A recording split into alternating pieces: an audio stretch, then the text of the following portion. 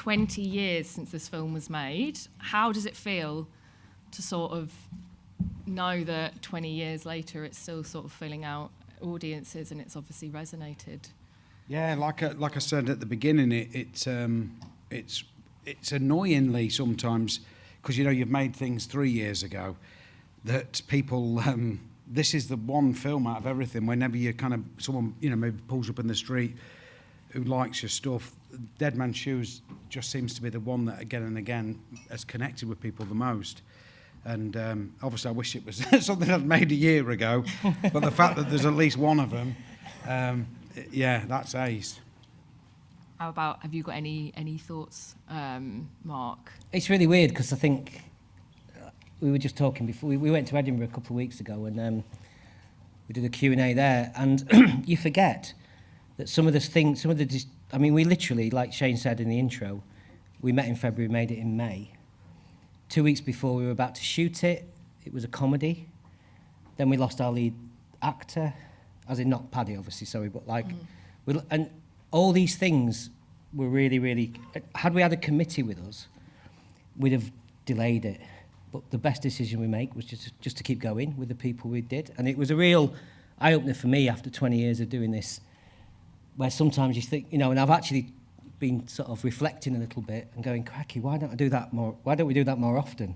Sometimes in this industry there's so many voices, and sometimes it's great, and often it can be great, but on this film it was just such a singular, watching Shane and Paddy just do what they did, and just like, it was like this incredible, we shot in it 18 days, that film was made in. Which, I mean, it's no like... easy feat. Yeah. And what is it about this film, do you think? Because I think actually with a couple of your films that you guys have made together, you have this almost sort of cult-like sort of status that it has. And I was sort of talking earlier about, seeing guys who've got like tattoos of, Paddy Considine's character like on their body, which is, that's commitment to the fandom. And you see it a lot. And what do you think it is about this film that sort of resonates with people in that way?